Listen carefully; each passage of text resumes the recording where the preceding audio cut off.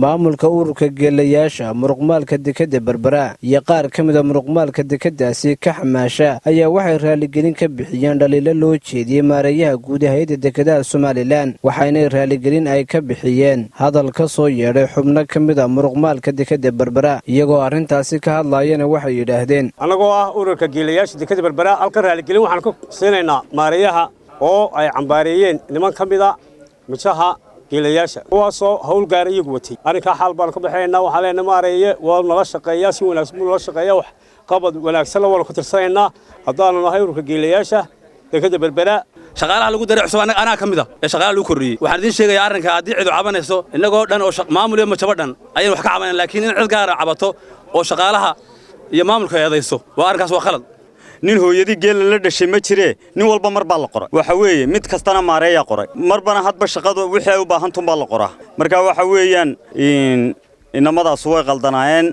maareeyahana xaal baanu ka siinay iyo maamulka geelaha waxaan halkan raaligelin buuxda iyo boolajiis ka siinaynaa maareeyaha dekada Saciid Xasan Cabdilaahi oo runtii haddii aanu nahay shaqaalaha ururka geelayaasha la yiraahdo maalintii uu noo yimi aad baan u mahadinay waxyaabo badan oo aanan horu haynin oo wax qabada ayuu noo sameeyay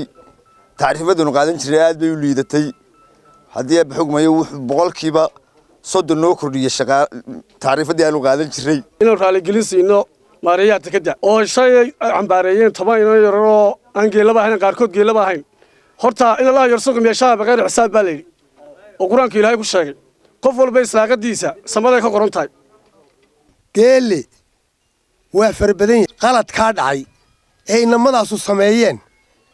xaal baanu ka bixinay raaligelin baanu ka bixinay arinta xaq looguma lahayn in ay tamaan xaq looguma lahayn iyagana waajibkooda waa ka gudaynana haddaanu nahay ururka geel biyo geeleeba namadii hadlay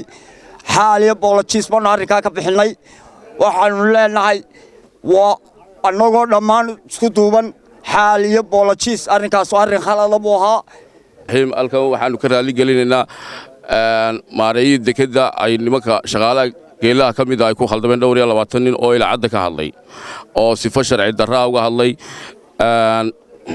shaqada geelaha ilaa weligeed waxa soo qori jiray maamulka geelaha iyo maamulka dekada oo ka wada hadla ayaa ku soo kordhi jiray kolba waxa ay shaqadu u baahato awal hore dekada waxay ahayd 600 mitir maanta waa 1 mitir 400 mitir baa ku beeray marka dekada 4 markaba waaweyn oo min 4 wiish ku xidhay waa 16 wiish shiftiga waxa ka shaqeeya 512 nin shiftiga labaadna waxa bedelay 512 waa 1420 barxadda kontiinarada waxa nooga shaqeeya 200 oo nin oo joogta labada gelin hadda imika waxa ku jira geelaha dad temporary oo la shaqeeya inta imika aanu qornayo in kala dekaduna way u baahantay wixii ay u baahatana waan qoraynaa mar walba annagana maanta mas'uuliyaduna saaratay oo xaq u leh iyo maamulka dekadaba inaanu qorno waxay kolba shaqada u baahantay cid shaqaalaha ka mid isma hortaagi karto kuwaasina gafaysamay iyaguba sidaas oo kale u yimaadeen waanaanu dembiga ay sameeyeen iyo ummadda Soomaaliland ee shaqada u baahan ay yiraahdeen shaqada ma gali karaan iyo hortaagi sameeyeen dadka la soo qorayba talaabaanu iyagana ka qaadi doonaa in dadka la shaqaaleeyo waa reer Soomaaliland in ay ka hadlaan shaqaale iyagoo shalayto sidaas oo kale lagu keenana sharci darro weeye maareeyaha arrinta waxaan ka siiyay xal Cabdirasaaq Qaasim Jaamac wararka telefishinka Saab magaalada Berbera